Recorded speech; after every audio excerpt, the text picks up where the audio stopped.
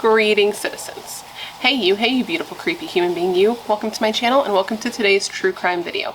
I'm so happy we can meet like this. I'm so happy that somehow on this beautiful rainy November day, today, you and I were able to find each other on this planet that we call home. My name is Brittany or Bratterstein, whichever you prefer, and today we're going to be discussing the absolutely pointless murder of 16-year-old Micaela Costanzo.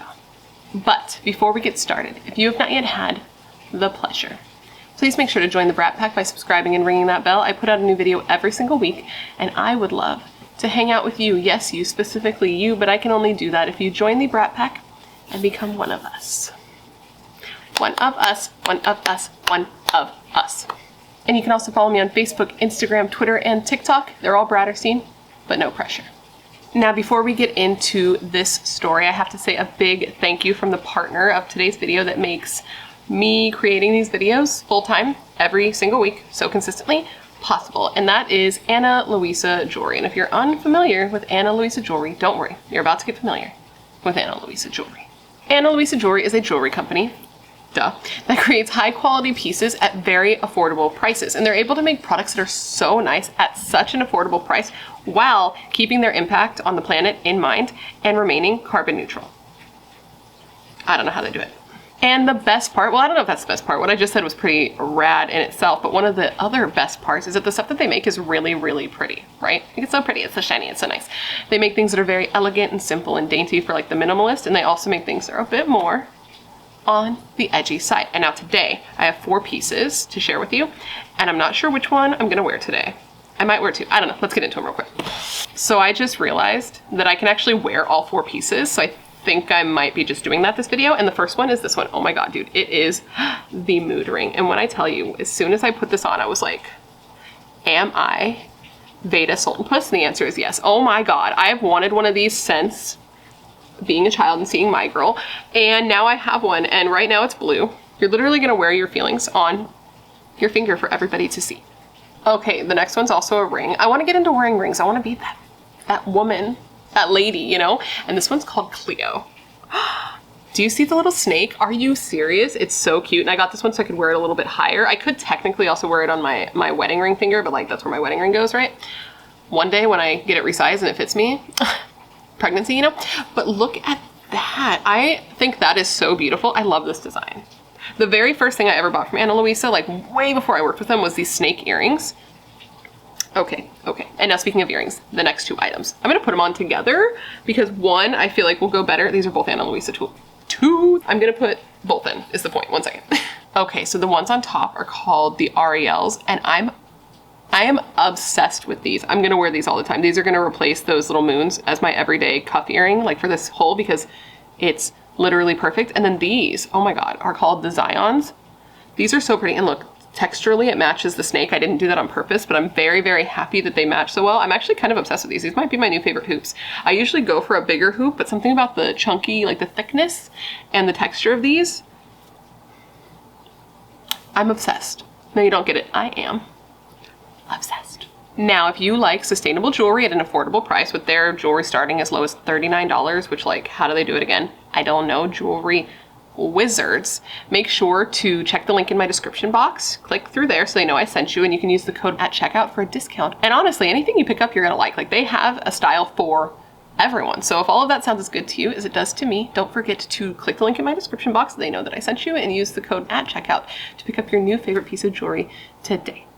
And of course, I want to say one big thank you to Ana Luisa Jewelry for partnering with me on today's video, and a big thank you to you guys for always being so supportive of all my sponsors. You rock. Don't ever change. All right, now that I'm done spreading the good word of Ana Luisa Jewelry, we can go ahead and get into this video. Now, this video is part 2 of a little 2-part series on this particular case. And if you didn't see the first one, first off, you should, because as Stephanie Harlow says, 1 always comes before 2. And this is a case that was recommended to me by a member of the Brat Pack named Katie.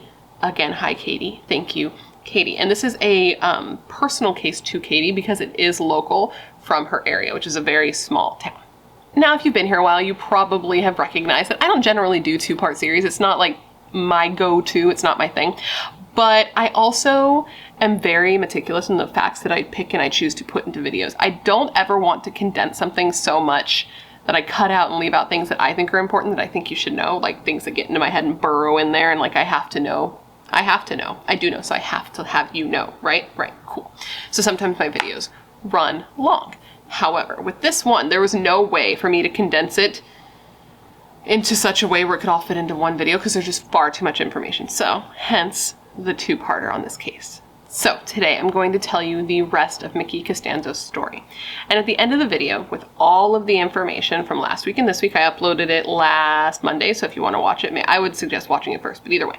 Once you have all the information, I want you to answer the question of the day, and that is this. What do you think was the motive for the murder of Micaela Costanzo? And who do you think was the mastermind of the entire plan? Now, with all of that said, come gather around and let me tell you the remainder of the story of the absolutely senseless murder of Micaela Costanzo. So what we should do here is a quick little synopsis, a quick little refresher, since it has been a week since the last video. So basically what happened is in March of 2011, Micaela Costanzo she went missing when she was walking home from school. Generally she had a ride home, right? She always had a ride home, but on this particular day her ride was not available, so she had plans to walk. By the time the sun went down, Mickey, who was like aggressively, that's not the word I'm looking for. She was very reliable, she was very consistent, and she always checked in with her mom every step of the way. It was like to a fault, her mom said. Well, her mom hadn't heard from her, and she immediately knew that something terrible had happened. So she rushed home. Her daughter wasn't there, and she was reported missing, and immediately a humongous search started for Mickey, and it resulted with her being found a couple of days later, buried in a shallow grave at a place called the Gravel Pits. A detective investigating Mickey's murder said that he believed that her kindness was her downfall, that strength of hers was her weakness, and her mother said of her, and I quote, "She didn't deserve it. She didn't do anything to anybody. She just tried to help everyone." Now, there were no real suspects in Mickey's case because she was a beautiful, smart, well-liked, popular girl who didn't get into any trouble. So they were like, who could have possibly done this to her? And in the process of the investigation, they interviewed all of her friends, and that's how they learned from her best friend Kody that she had last been seen with her then boyfriend, a teenage boy named Javier. But when police looked into Javier's alibi, they found that it checked out, so they were stumped. That was until police got a hold of Mickey's cell phone records and also the school surveillance system, because in looking at those two things, they found that one particular person had kind of been blowing up Mickey's phone right before she disappeared, and this same person was seen on camera following Mickey out of the school right before she went missing. And this person was Mickey's best friend, Kody Patten. So Kody was brought back in for questioning, as I'm sure you can imagine, and after hours of being questioned, he finally broke and he decided that he wanted to tell truth. He admitted to police that he killed his best friend, Mickey. And though his accounts of what happened didn't line up perfectly, he admitted to it. There were no other suspects. There were no other suspects, right? They had nobody else in their crosshairs. So he was in jail. He was awaiting trial, and he had the death penalty looming in the distance, right? And it looked like it was, an open and shut case. He killed Mickey. That was that. That was until another person came forward with a tip. More than a tip, it was more like a confession, really. This was Kody's fiance. Kody had a fiance when this was a teenage girl named Toni. And Toni showed up at Kody's attorney's office and said that she wanted to tell them what really happened to Mickey. Okay, now that I've given you the synopsis and brought you back up to speed, we're going to go ahead and get into the second part of the story. Now, we're going to start with talking about Toni and Kody and who they were as a couple and who they were individually, and then we're going to get into what Toni told police that day. Or not police, his attorneys. What Toni admitted to that day when she showed up in her pajamas. Let's first talk about Toni, who Toni Fratto. F-R-A-T-T-O. Let's talk about who Toni was. Toni was a teenage girl who came from a good family. She was one of 3 kids who grew up in Wendover, and she was, studious, good in school, but not great socially, okay? She was incredibly shy and didn't have a lot of close friends. She wasn't one to really go up and say hi to people at school or try and make conversation, which is kind of counterintuitive to what she said that she wanted, because she said that she felt like an outsider and wanted friends and wanted love, but she didn't want to do anything to get those things. She was kind of waiting for them to come over to her and be like, hey, I'm here for you. And normally, you know, that doesn't really work. But in her case, it did. It took some time, but someone finally did come over and kind of present themselves to her. And this was Kody. Kody had lived in an apartment complex right next to the trailer park where Toni lived, and that coupled with the two going to school together gave them plenty of opportunities to run into each other. Now, to those who knew Toni and Kody, their relationship seemed kind of weird. They seemed like an unexpected couple, right? Toni, though she had been a former beauty queen when she was younger, she grew up to be like shy, a bit of an outcast, a bit of a loner. Like I said, she wasn't very popular, and Kody was the complete opposite. He was a football player, and he was well known, and he was well liked, and he was said to be particularly popular with the ladies. Like, he was said to be out there bugsing, and not just with like girls from his school, but also with older women as well in the town. He was that guy. Kody was said to be one of the more popular guys at school. He was a sports guy. He liked to race bikes and work on cars, and he was very social, unlike Toni. He was said to be cool and confident and well-liked and all that jazz, and like I said, he was very popular with the ladies. So when Kody, who had all of these options, started talking to Toni, of all people, she was like, who? Me? Is this a sick joke? Are you in with me? But he wasn't, and so she quickly fell for him. Like, she was very enamored with him and was like, oh shit, this is real, and quickly fell in love with him. And it's actually sad to me because when I was looking into this, like, I don't feel bad for these people, but this particular part made me feel kind of bummed out just for anyone else going through that situation. I guess people were wondering why somebody like him, somebody as popular as him, and somebody with his looks, I don't see it, would fall for the shy, awkward, low self-esteem girl. And I was like, that's messed up, man. That's like a mean thing to say. Like, I don't know. I just felt like that was mean. But basically what it came down to is Kody was the type of guy who needed to be adored, to be admired, and to have somebody kind of like worship the ground he walked on. And Toni was kind of starved for affection, so when he gave her a little bit of affection, she was the perfect person to give him exactly that. He needed to feel important, she needed to feel desired, so they both gave each other what they had been really, really needing, so that's how they made sense as a couple.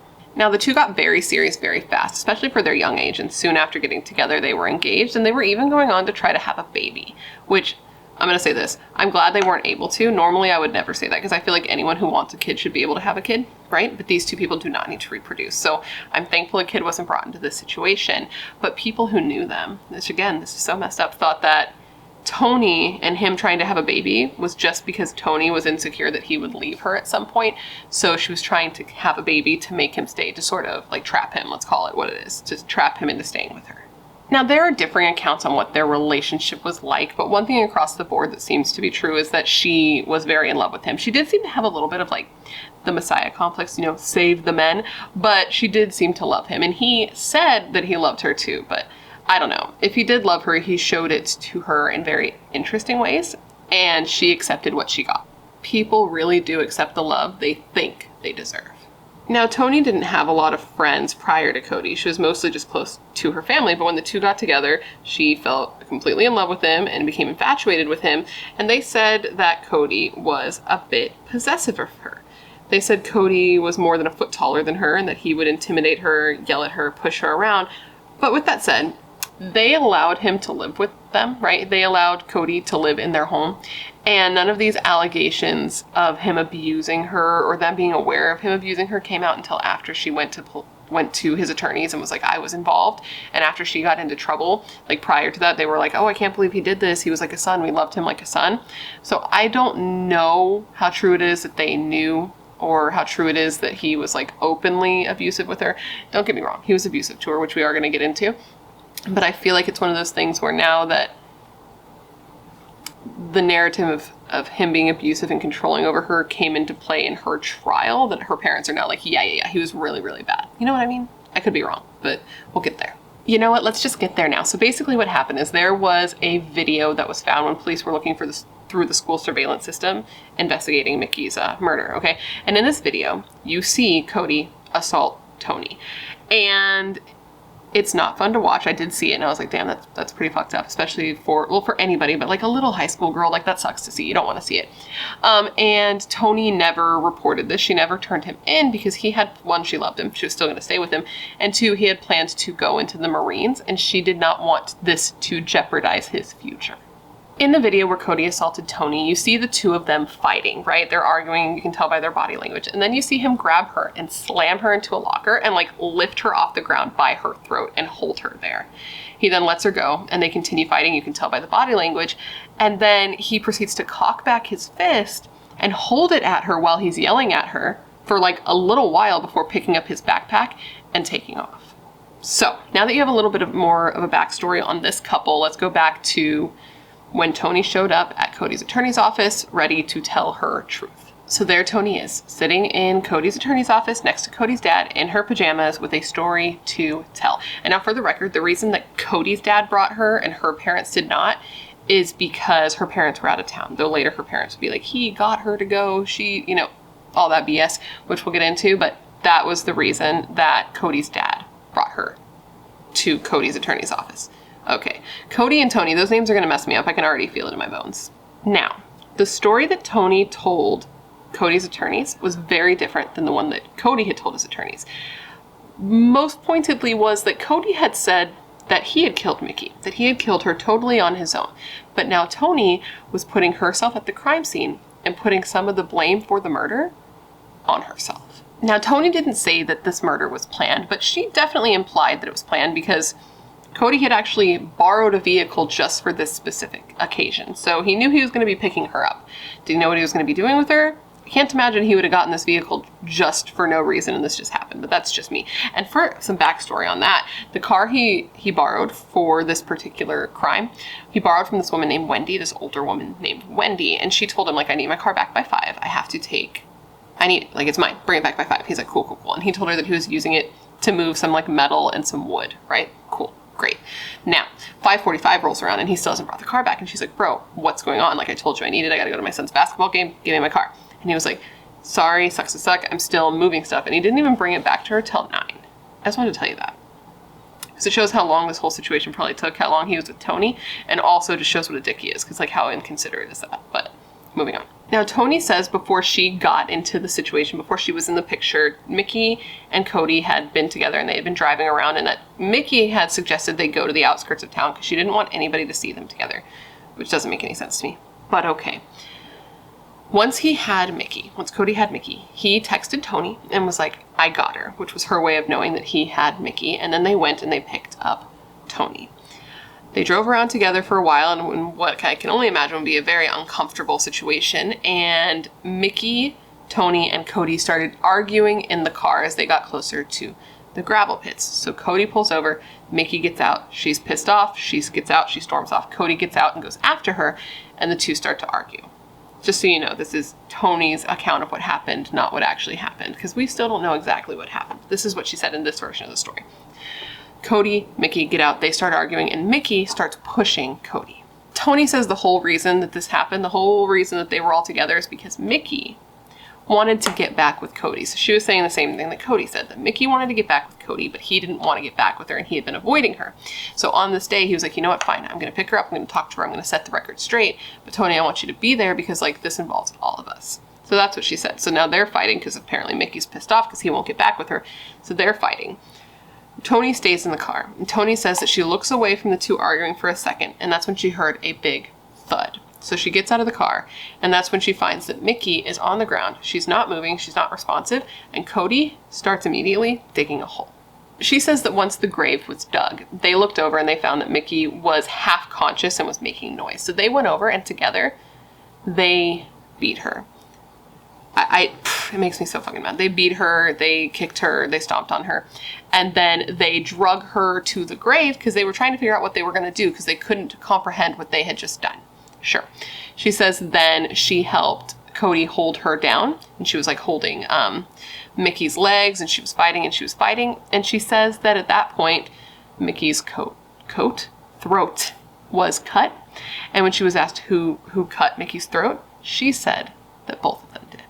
So Kody's attorneys are sitting there. They're hearing this, and they are fucking stoked, dude, because to them, this is like the best case scenario. They just got a way easier job. This gives them something. Basically, they have another person that they can place the blame on, which takes a little bit of the heat off of their client because it looked like it was very obvious that it was just him, you know? And I guess Toni thought that she had some some sort of attorney-client privilege because she was talking to an attorney when she was admitting this, but they weren't her attorneys. So they were like, sucks to suck. And they turned her confession over to the police, and she was promptly arrested and charged with kidnapping and murder.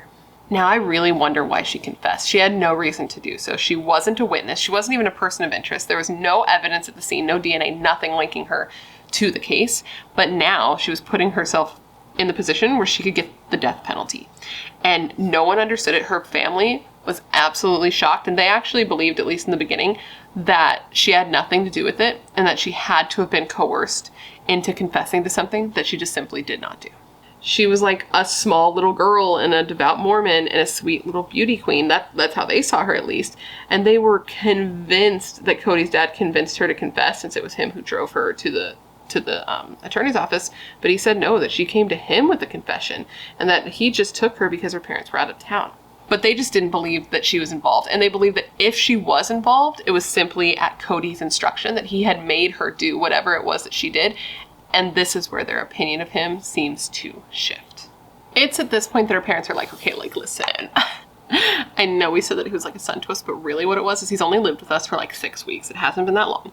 And we only let him because we were worried that if we didn't let him move in with us, that our daughter would just leave us and end up with this guy. And we didn't want that to happen because, like, when they got together, she changed. She changed a lot and she became a different person.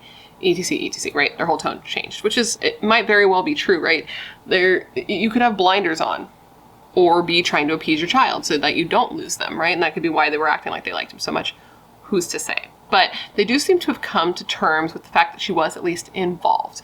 But they believe that she did so begrudgingly, that she is a battered woman, and that she only participated in Mickey's murder because she was afraid. She was afraid that if she did not, she would lay down beside Mickey as well. That's their opinion. Oh, and for the record, just because I realized I didn't mention it, Toni's attorney did try to get her confession thrown out. They were like, this is bullshit, like, this shouldn't be in, blah, blah, blah, blah. But when Toni had confessed, she had given some details that were not privy to the public and that she should not have known unless she had been there, or I guess unless Kody told her. But they believed that it was enough that her confession should be allowed. They were like, nah, dog, you are in jail.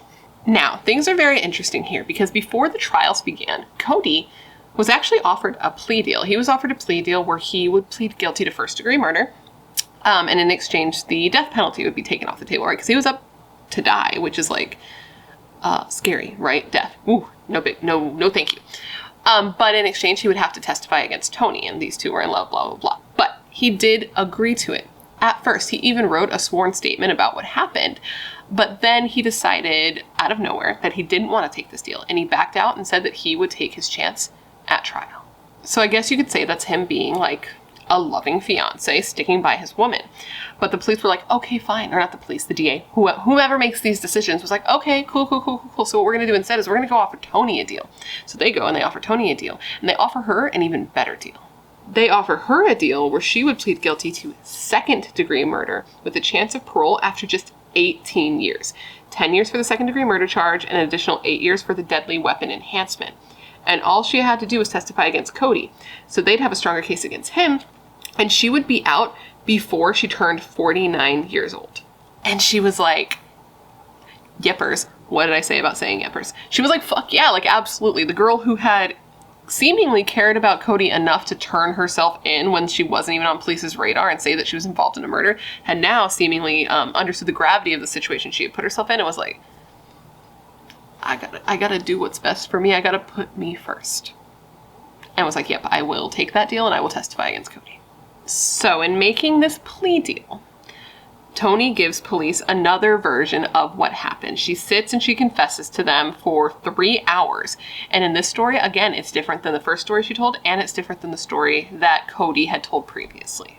Where before she had said she had no idea why Kody did what he did, now she gave a motive. She said that Kody hated Mickey, hated her face, hated the sound of her voice, and that things had been building up between the two of them for a while. So the story starts out the same, with her getting a text from Kody saying, I got her. Him going and picking Toni up. But in this version, Mickey wasn't just driving around with them aimlessly, the three of them arguing, talking, being all awkward. In this version, Mickey was there, but she was laying in the back and she looked terrified and she had her hands up by her face. She says that Kody wouldn't speak to her, wouldn't talk to her, just stared ahead and drove until they ended up at the gravel pit.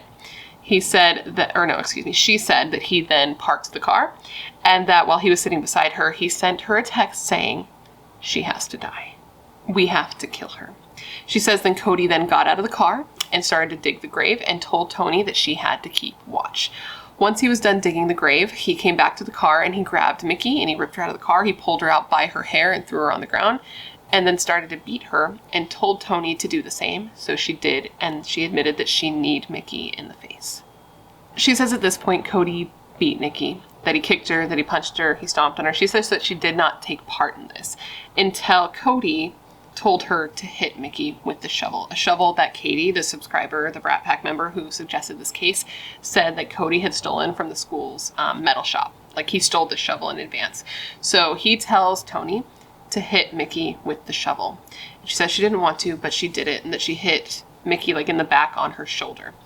She says that Kody then took the shovel from her and hit Mickey in the head and then drug her into the grave. She says at this point, Kody starts to attack Mickey. Like, he climbs on top of Mickey and starts to attack her, and that she's down by Mickey's ankles, holding them as she kicked. And she says that at one point she looked up and she saw Kody attacking Mickey with the knife, that he was the only person that used the knife, and that at one point she saw Mickey looking up at the sky saying, oh, this makes me so sad, saying, "Am I still here? Am I still alive? Can I go home?" She says she kept holding Mickey's legs as she kicked, and that eventually she just stopped kicking. She says at this point Mickey had died, and that Kody went on to bury her by himself before the two got back in the vehicle, drove to like a swimming pool to clean off, and then drove to McDonald's to get a nice cold drink because they had really, parched themselves with this strenuous murder. She says later after that, they drove to Utah, which by the way, they're like right on the border. I mentioned this in the first video, but they're like right on the border near Utah. So it's not like super far of a drive, but they drove to Utah. They burned some of her items. And she says that though Kody hated Mickey, he never told her like what the one thing was, like the thing that really set him off to do this on this day, and that she never asked. Now, this story seems, I don't know, to me a little bit unbelievable, right? To me, it seems like every story we get, we're getting a little bit of the picture, right? A little bit of truth, a little bit of truth, a little bit of truth. But the entire picture of what happened that day is just a little bit out of focus. It's just not quite right. So a lot of people felt this way, right? They felt like the stories didn't quite make sense. That the why, the motive there didn't quite add up. And Kody's defense team felt this way as well. So they actually hired a private investigator, and this private investigator went to Toni's house to collect evidence, and they ended up leaving her room, like her home, with like a box of evidence. And inside this box, they did find one thing that helped kind of bring things into focus a little bit. They found one piece of evidence that seemed to possibly give a motive for what might have happened. Toni had been keeping a diary, and inside this diary, it gave a little bit of insight into Toni's mind. Apparently, Toni was very insecure in her relationship with Kody. She thought for sure he was going to leave her one day. She wrote about wanting to die if he ever did leave her, and she wrote about her extreme jealousy of Mickey. She wrote about how Mickey and Kody should be together, that they were perfect for each other, that eventually he would leave her to, quote, get back with Mickey. She wrote how Kody and Mickey would be so happy if she hadn't stole him away from her, and that she knew in her heart that he did not love her, that he loved Mickey. And this wasn't a secret. Remember, I told you guys, it was last video, so again, if you haven't seen the last video, you're going to want to watch. But Mickey knew that Toni and Kody were in a serious relationship, and she tried to stay clear of them. Remember I mentioned that? Well, part of the reason she did that is because she knew that Toni was insanely jealous. Apparently, Toni would lose it if she saw Kody and Mickey together. She would like freak out, she would scream, she would make a scene, she would talk shit to Mickey all the time at school when she would see her. Toni would mutter like shitty little comments under her breath, and Mickey just wasn't about it. She was like, I'm gonna avoid all that drama, like that's not something I need to be involved in. And I guess it was so bad that Kody wasn't even allowed to talk to Mickey's sisters. Like if Toni saw that, she'd get pissed. So even that was off limits. So clearly that's something. And despite this seeming like it could be a motive, right? It seems like a stronger motive than, based on everything we know, Kody just all of a sudden hating his best friend, hating her so much, wanting nothing to do with her. Toni had taken the plea deal, and Kody was going to trial. Now, the trial was set to take place in a different area because this small town, they wouldn't be able to find like an impartial jury. It was a very small place. Everybody knew everybody, right? But before the trial started, this part got me. This part really messed me up. Apparently, Mickey's mother, Celia, looked at every photo of her daughter, the crime scene, even the autopsy photos, because she said that she needed to be prepared, that she could not have the first time she saw her daughter in that state be in that courtroom, or she wouldn't be able to handle it. I cannot imagine how difficult that would be. How difficult that would be for any mother to see their child dead, for one, but the extent of the damage, like the beating that this girl took, okay? Her mother had to see that.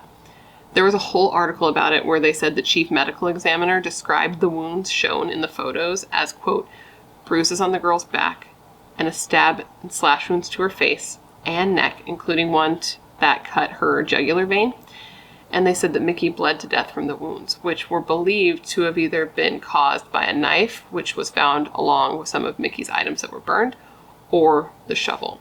So she was in bad shape. She was covered in bruises, stab and slash wounds to her face and neck. Like, her mom saw all of that. And I can't imagine seeing it.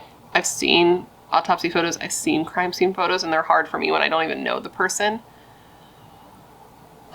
This poor woman. Ugh, it makes me sick.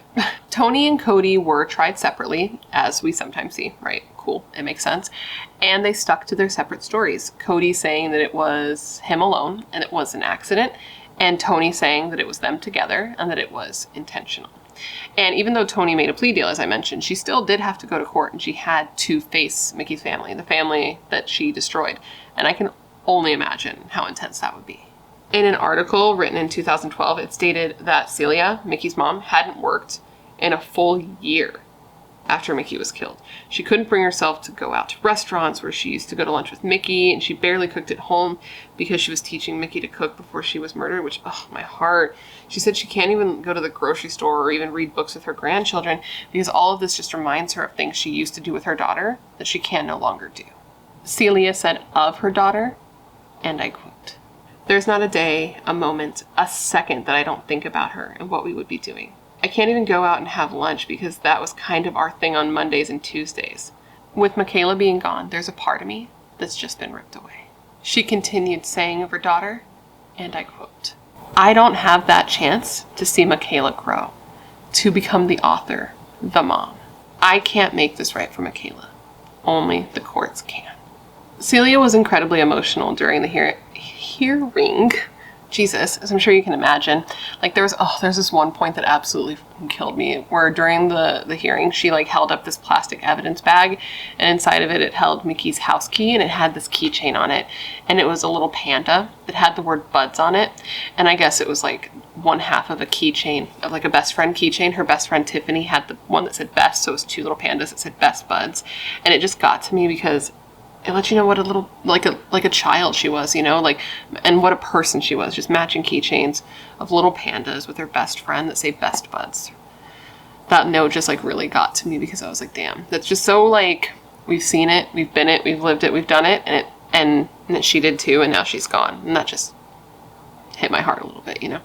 And this was really hard on Mickey's sisters also, as I'm sure you can imagine, because remember, they were all so close. Like, Celia said that her sister DJ is just not the same person anymore. I guess she had to, like, quit college. She quit college and she moved out of her hometown because she just couldn't be there anymore and couldn't see everybody anymore.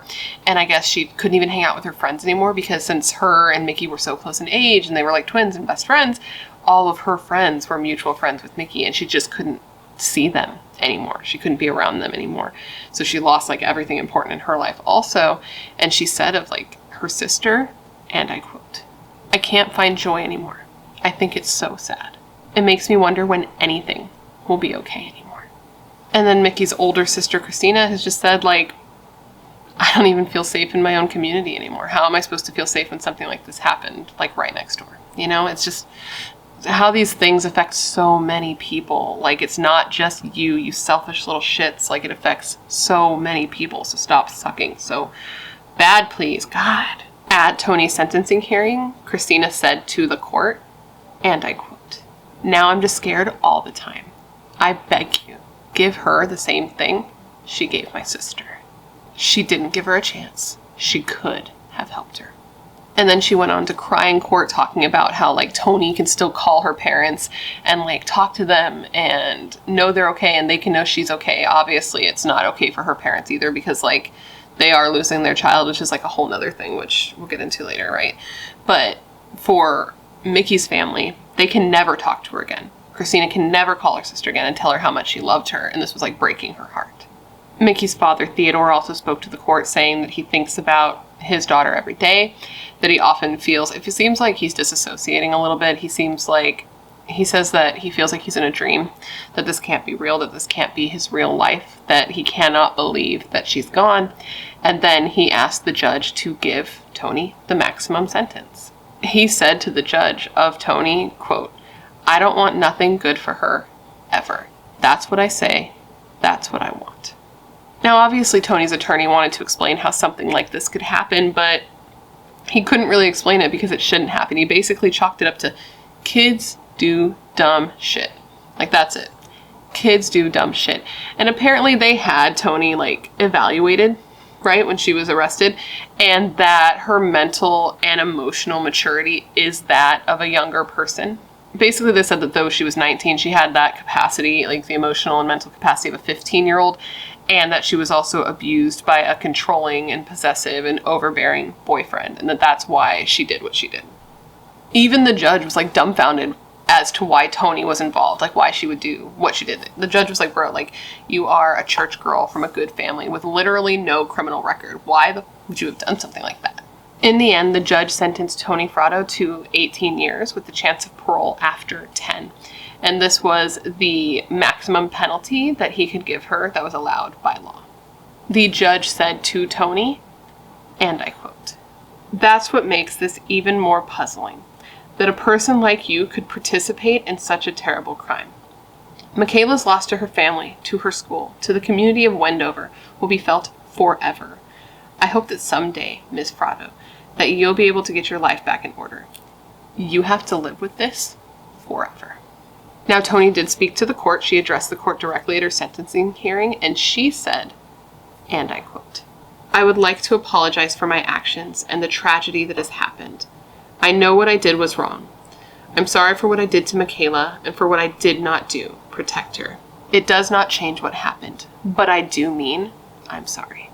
Now, back to Kody. So Kody must have realized that his story of it being an accident sounded like bullshit, and now he knew that Toni, his love of his life, was going to testify against him. So he decided to change his plea, and he pled guilty to first-degree murder in exchange for the death penalty being taken off the table.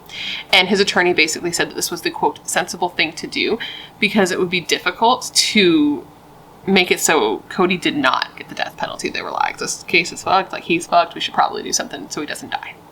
With pleading guilty, his options for a sentence that he could receive were life in prison with parole, life in prison without parole, or 50 years in prison with the possibility of parole. He was also facing an additional 1 to 20 years added onto his sentence for the use of a deadly weapon. The courtroom was packed when Kody went in to try and make a case for himself as to why he should be granted parole. He spoke to the court, he spoke to Mickey's family, he begged for forgiveness, he said that what he did was horrible and unjustified and that nothing he could do could fix it, and that he was sorry for the unimaginable pain that he had caused.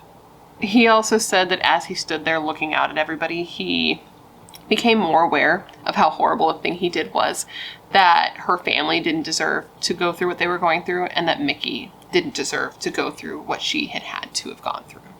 And oh my God, okay, this part makes me so mad. So he went on to talk about how great Mickey was, which makes me annoyed.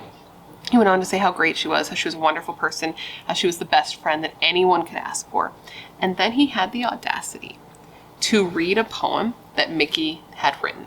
Okay, this is to the court, this is in front of her family. He reads a quote that Mickey wrote, he reads a poem that Mickey wrote.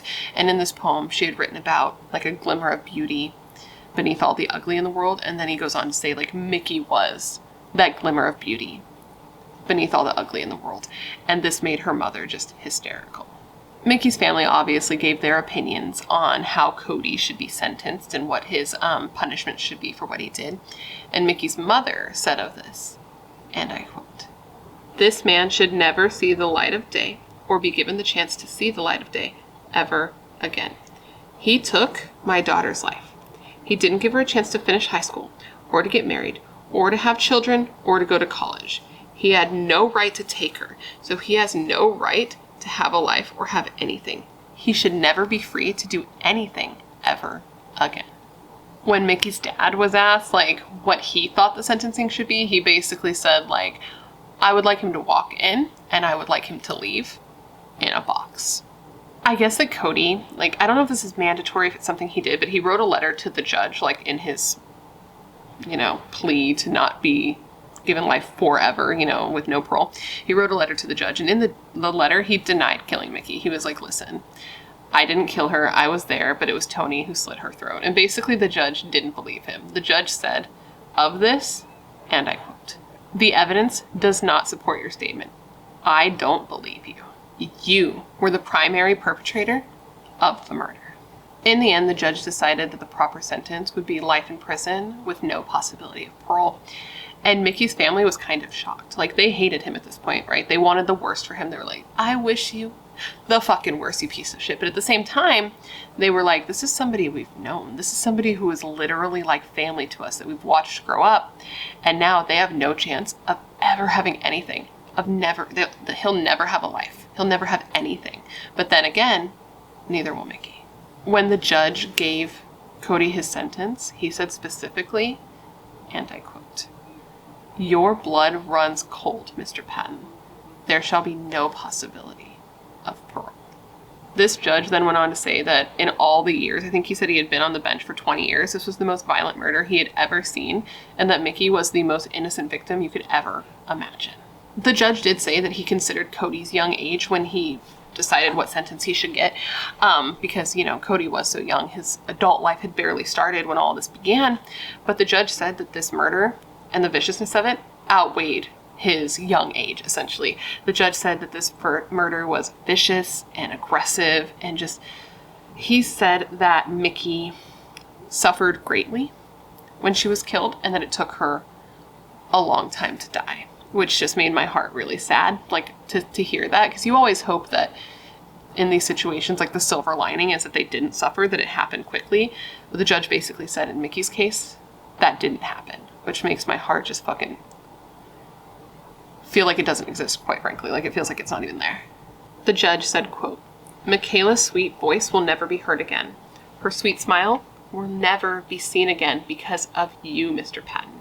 Your acts of planning this murder, carrying out this murder in such a vicious manner, and then attempting to cover up this murder are hardly the acts of an impulsive, irrational teenage mind. You always had the ability to stop the wheels of the murder you put into motion, Mr. Patten." After the hearing, everyone left, like Kody's family left, Mickey's family left, and nobody really said anything to the press, except for Mickey's mother, who simply said that justice was served. Now, why did this happen? That's really the question, isn't it? Like, it seems like so much information has been given, but that none of it is quite right, and that none of it really answers the question of why. Now, Dateline did do an interview with Toni, right? They sat down with her and they talked to her, and I did get to see a little bit of that. I guess Toni's mom was there because, again, she's super close with her family still, and Toni's mom was there, but she wasn't allowed to be in the room. She was, like, behind some two-way glass where she could see and hear them, but they couldn't see and hear her. And the interviewer asked her about the murder. They asked her about her diary and the jealousy and all of the things that came out. And Toni essentially said that it was blown out of proportion, that that's not how she felt about Mickey, that the passage in the diary was like just one passage about her jealousy towards Mickey, and that it was something that she wrote in the beginning of her and Kody's relationship, and they had been together a couple of years by that time, and that her feelings at the time of the murder were not accurately reflected by that older diary entry, and that she didn't have any hard feelings towards her, and that there was no jealousy there. She says that she didn't have anything to do with Kody's decision to murder Mickey, that she did not convince him or coerce him or give him an ultimatum. The interviewer asked her about that day in the desert and how she felt and what happened, and she said that thinking about it just makes her heart sink and that she feels like she can't breathe. But she did then admit that she hit Mickey with the shovel. She said she only did it because he told her to, that she didn't want to do it, that she didn't want to hurt Mickey, but he told her over and over to do it, so she did. But she says that she didn't cut or stab Mickey, that she didn't touch the knife at all. And she was asked, like, okay, then why did you say you did? You admitted at one point that you both cut her neck, that you both cut her throat. And she said that she couldn't explain why she did it, or why she admitted to it when she didn't do it, but that she didn't do it. And that when she made her original confession, she was just trying to help Kody, and she admitted to things that she did not do. And that basically now she would not take blame for things that she didn't do. So that's where she kind of stands on that. She then went on to explain that she's in an abusive relationship, and that when people are in abusive relationships, sometimes they're not thinking clearly, that they don't question their abusers on, the things that they do, the things that they say, because they don't want to be hurt again. And she said that she truly believes that if she did not help Kody, that she would have been killed herself as well.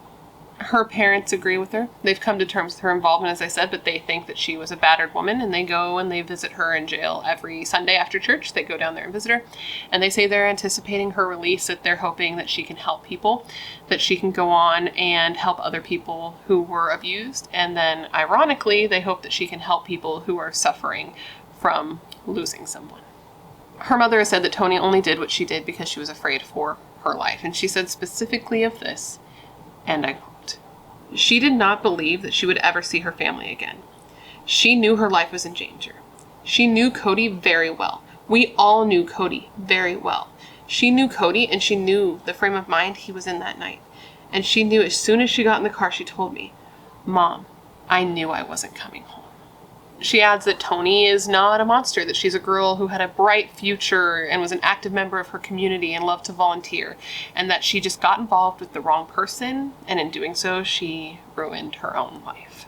Toni says that she is remorseful, and she did apologize to Mickey's family, but then again, Kody apologized to Mickey's family too. They always they don't always apologize. A lot of them apologize, but to me, I've said this before, these apologies kind of mean shit, because like your apology isn't going to bring their kid back, But I'm sure it brings something to someone, so sure, I guess. And Toni did apologize to Mickey's family, saying, and I quote, "I know sorry's not enough. If I could go back, I would, and protect her, and make sure that this wouldn't happen and everything, that she'd still be here today." And to this day, Toni hasn't changed her statement, even when she was confronted with the diary, and even when she was confronted with Kody's sworn statement. You remember how I said that Kody was about to take the plea deal, like he accepted the plea deal and he was writing a sworn statement, but then he changed his mind and he backed out. Well, the sworn statement was still in his file, and it was found, I believe it was by the Dateline interview person, right? Because I listened to the Dateline, I partook and said media, okay, cool, and in this sworn statement, it gave a little more information, a little more of what might have been why this happened. Kody wrote in this statement that the day of Mickey's murder, Mickey and Toni had gotten to a little bit of a fight, that there had been a confrontation. I guess Mickey had been walking down the hall in one direction, Toni in the other, and Toni started talking shit to her, or rather talking shit at her as she walked by. I was like, oh, look at that slut, there goes the slut, and that the two started to fight.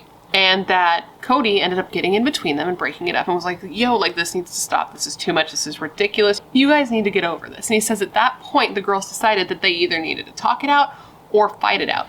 And that's why Mickey went with him that day, because she was going to get together with him and with Toni after school so that they could squash their beef.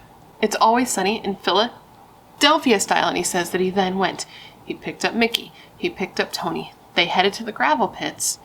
And that's where that story ended, because he changed his mind and he didn't write any more of his statement. Mickey's family doesn't really believe that portion of the story, though, because they don't believe that Mickey would have gone with Kody voluntarily, because they said that ever since Kody and Toni had started dating, that Kody wasn't as nice to her. He was kind of being a dick to her. He was playing pranks on her. He was being somebody that she didn't like to be around. So they didn't think that she would want to go hang out with him, because she had just been distancing herself. She wasn't into him as a friend as much anymore. And they also think that the whole thing was very strategic, because that statement implies that it wasn't planned, right? They believe it was strategic because this was the one day that Mickey was not getting a ride, the one day that Christina was in Vegas and Mom was in work and she'd have to walk home. There is one other theory that could explain the why, and this is that Toni believed that Mickey and Kody were having an affair. Because essentially it turns out Kody was having an affair. So when I say he loved Toni, but in his own weird way, he was having an affair. You remember the woman that he borrowed the SUV from, the mom with the basketball game and all that? Apparently he was having an affair with her. And it's thought that maybe Toni could sense with her womanly instincts that her fiance was having an affair and just assumed it was Mickey. But who's to say? So what really happened that day? I don't know. There are so many different stories. None of them seem to tell everything, but they all seem to tell a little bit. And these are just the stories that I covered with you today. Apparently, when Toni admitted what she did to Kody's dad, there was even another differing account of that day. So what happened? Who was the aggressor? Those are the things that are elusive. It seems like it was Kody who arranged for it to happen. He's the one who got the car. He's the one who got the shovel. He got the items for it to take place. But it seems like Toni had the stronger motive to want Mickey gone. So that's what we're left with. And then we're left with 3 families who have lost their kids. Obviously, Mickey's family is getting the worst of it because their child is actually dead. Like, there's no questioning that. But I do still I always feel for the parents of killers as well as, robot backwards.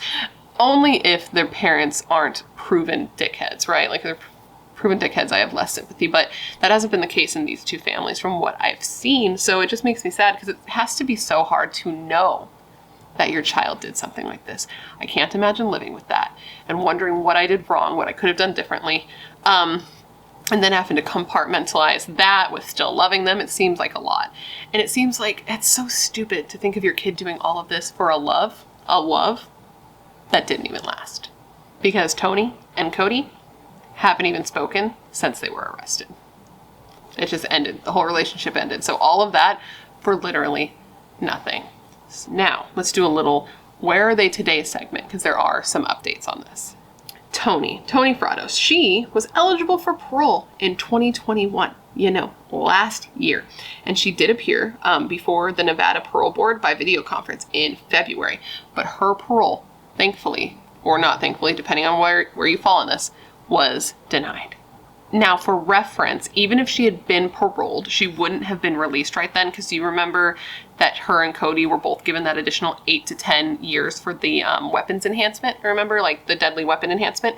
Basically, that sentence is to run consecutively after her second-degree murder sentence. Okay, I've got this. This math is going to work. So she would have to serve her sentence for the second-degree murder. If she gets paroled for that, she then has to immediately begin her 8 to 10 years for the weapons enhancement. So,